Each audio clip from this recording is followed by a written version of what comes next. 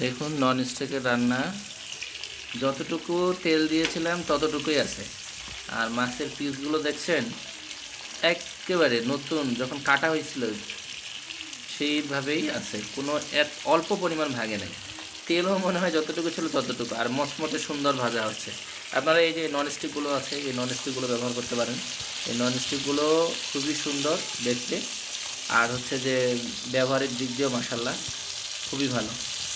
আর হচ্ছে এই যে রান্না করা হচ্ছে, দেখুন পিসগুলো খুব সুন্দর। আর আরেকটা জিনিস আমাদের ভুল হচ্ছে, সেটা হচ্ছে যে এই যে নাড়ানাড়ির জন্য এই যে হাতলটা দেখা যাচ্ছে, এই হাতলটা ব্যবহার করবেন না, এটা কাঠের ব্যবহার করলে বেশি ভালো হয়। তাহলে কি হয়, এই যে নন স্টিকের যে ব্যাপারটা আছে উপরে, এটা কম আহত হবে এবং উঠবে না সহজে, খুব দ্রুত ইনশাল্লাহ ব্যবহার করা যাবে। আর এটার ক্ষেত্রে খুব সাবধানে ব্যবহার করতে হচ্ছে, যেহেতু নন স্টিকের সাথে এর একটা ঘর্ষণের সম্ভাবনা আছে। ঠিক আছে, দেখুন।